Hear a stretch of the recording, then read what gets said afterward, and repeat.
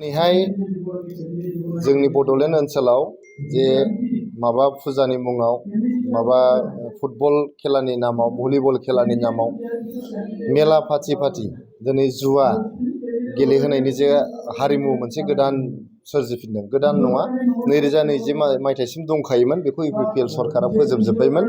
दिनै 2025 मायथाइयाव BPF सरकार फैग्रोमोना जे गाज्रि मोनसे मेला आरो जुवानि हारिमु जे फैदों, बियो जोंनि इयुननि थाखाय मोजां नङा, जोंनि लाइमोनफोरनि थाखाय मोजां नङा। आंहाबो गथ' गथाय दं, बयहाबो गथ' गथाय दं, बिदा फंबाय दं। दिनै जुदि बयबो मेलायाव थांनानै जुवा गेलेनानै जुदि दिन थांहोयोब्ला बेयो जोंनि बर' माहारिनि थाखाय आरो बड'लेण्डनि इयुननि थाखाय मोजां नङा। बेनि थाखायनो सरकाराव थानाय दैदेनगिरिफोरखौ आं खावलायनो लुबैदों, बिथांमोनहाबो गथ' गथाय दं, न'नि मानसि दं। जोङो समाजखौ मोजाङै लाखिनांगोन। जोङो मोनसे आब्रुथि गोनां समाज दानांगोन, गियान गुन गोनां मोनसे समाज जों दानांगोन।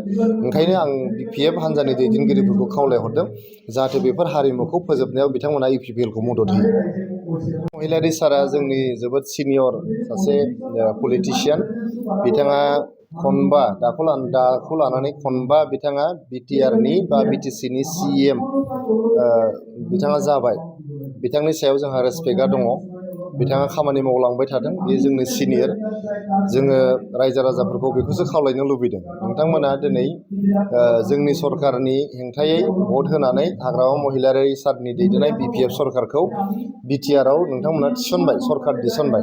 खिन्थु थांनाय दान मोनब्रैनि जे रोंगौथि, जे दाखालि क'क्राझाराव इन्टारनेट दाननो गोनां जाबाय, बर' आरो सावथालनि गेजेराव दावराव जाबाय, बेनि सिगाङावहाय बबेबा रेलवे ट्रेकआवहाय माव'इस्टआ बमा होबाय, बेजों लोगोसे जोंना ST नन STनि गेजेराव दावराव जाबाय। क'क्राझारा दिनै UPPLनि सरकारनि समाव सान्तिनि नोगोर, सिटि अफ पिस होननानै दिनै फोसावजाबायमोन। खिन्थु क'क्राझारा दिनै बड'लेण्डनि जे केपिटेल, सोरगिदिं नोंथांमोना नायोबा नुगोन जे क'क्राझार सहरनि सोरगिदिं दिनै पुलिसनि बेरिकेड, जेरैबो बेरिकेड। दाखालि बेरिकेडआव सौग्रावनानै सासे बर' लाइमोना जिउ खहा जानो गोनां जाबाय थिथागुरियाव। गतिके क'क्राझाराव हाबनाय जेरैथिंबो लामायाव दिनै मानि बेरिकेड बेलाय। गतिके थासारिया जोबोद गाज्रि जालांनो हमदों। बे थासारिखौ हमथानोब्ला जिहेतु BTC बा BTRआव नोंथांमोना BPFनो होबाय, आसाम सरकार दानायखौ UPPLनो होनांगोन। UPPLनो होयोबासो मोनसे बेलेन्स फैगोन। बेलेन्स फैयोबासो जोंनि बड'लेण्ड ओनसोलनि थासारिया मोजां जागोन। खालि 30 आरो 31 जानुवारियावहाय बाक्सा जिल्लानि मुसलपुर, बेयावहाय जोंहा मोनसे 3 बोसोरारि ब्रैथि जोंहा कनफारेन्स जानानै थांबाय। बे कनफारेन्सआव जोङो जे मेन जे कमिटि दङ, बे कमिटिखौ 6 दाननि थाखाय एक्सटेन्ड खालामदों, इलेक्सननि उनावहाय गोदानै दाफुंनानै लानो होननानै।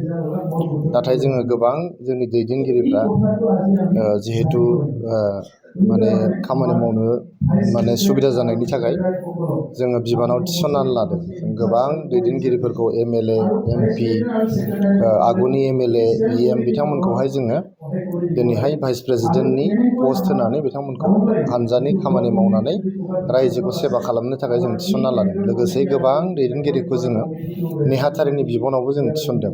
दा बे गासै जे जोंहा लेङाइ आफादगिरि आरो नेहाथारि बिथांमोनखौ दिनै समायखिरा होनाय जादों। लोगोसे जोंहा सेन्ट्रेल वार्किं कमिटि मेम्बारफोरखौबो जोङो दिनै समायखिरा होनाय जादों। लोगोसेयैहाय जोंहा माखासे गांखंफोर, जेरै जोंहा लाइमोन गांखं, आइजो गांखं, जोंहा बेंगलि सेल, कच राजबंसि सेल, सान्थालि सेल, बेबायदिनो माइन'रिटि सेल, बेबायदिनो गोबां सेलफोरनि दैदेनगिरिफोरखौबो दिनै जोङो समायखिरा लाहोनाय जादों बे तामुलपुराव। दिनै नोंथांमोना खोनाबाय जे दिनैनि जे एक्सटेन्डेड जे जोंनि सेन्ट्रेल केबिनेट मिटिं दङ UPPLनि, बे एक्सटेन्डेड सेन्ट्रेल केबिनेट मिटिङावहाय गासैहाय जोंहा 18टा समस्तिनि BTRनि सिंनि आरो BTRनि बायजोनि MLA समस्तिफोरनि 18टा समस्तिनि अलरेडि इनचार्ज आरो क' दिनै फोसावनाय जाबाय। आरो बे समस्तिफ्रावहाय जोंहा जोबोद गोख्रैयै बिसायख'थिनि हाबाफारिफ्रा दावखोगासिनो दङ। गतिके फैगौ आसाम बिधान सभानि जे बिसायख'थि, बेखौ UPPLआ जोबोद गोख्रोङै रायजो राजानि मदद लानानै जोङो गेलेगोन। सार, इन्डियायाव थाङो जिहेतु दासिम इन्डियायाव दङमोन नोंथांमोना, बेराफारसेथिं BPFआ इन्डियायाव दङ। नैबे समाव नोंथांमोननि माबाया माबायदि? आङो सिगाङावनो बुंदों जोंहा 2020 मायथाइयाव जों जेब्लानाखि बिटिआरनि सरकारखौ दादोंमोन अब्ला जोङो एनडिए हिसाबैहाय बिजेपि जिएसपि आरो इउपिपिएल जोङो मोनथाम हान्जाजोंहाय एनडिए हिसाबै जोङो 2020निफ्राय 2025 मायथाइसिम जोङो सरकारखौ दादोंमोन। आसाम सरकारखौ जोङो इउपिपिएल बिजेपि आरो एजिपि मोनथाम हान्जाजोंहाय जोङो 2021निफ्राय 2026 मायथाइसिम जों सरकारखौ एनडिए सरकारखौ आसाम सरकारखौ दादोंमोन। दा जोंनि कमिटमेन्टआ इउपिपिएलनि कमिटमेन्टआ 2026 मायथाइनि आसाम एसेम्ब्लिनि बिसायख'थिसिम। दा बाथ्राया जाहैबाय जोंनि बिटिआर ओनसोलाव जोङो 5 बोसोर सरकार सालायखांनायनि उनाव इउपिपिएलआ बे बाथ्राखौ नेबाय थायाखै जे जों माने एनडिएआव थागोन ना एनडिएआव थागोन। जोङो मोनसे राजखान्थि हान्जा इउपिपिएलआ राजखान्थि हान्जानि मोनसे खामानिया जाहैबाय मा बिसायख'थि गेलेनांगौ आरो मेजरिटि मोनोबा सरकार दानांगौ, मेजरिटि मोनाबा अपोजिसनाव थानांगौ। बेनो जाहैबाय राजखान्थि हान्जानि खामानि। बिसायख'थि गेलेयाबालायनो खुनु राजखान्थि हान्जा जानो हाया।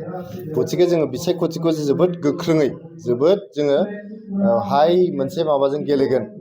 बेयो खाथां जोङो बिसायख'थिखौ गेलेगोन। बाथ्राया नोंथांमोना सोंनायखौ एसे सोलायनानैसो सोंनांगोन। दा इउपिपिएलजों सोर सोर हान्जाया थाफागोन? जोंथ' बिसायख'थिखौ गेलेखागोन। दा जोंजों सोर थाफानो लुबैदों बेसो सोंलुआ। जों सोरजों थाफागोन बे सोंलुआनो नङा। जों बेखौ नेबायबो थायाखै, जों नेयाखैबो, जों बेखौ सानाखैबो।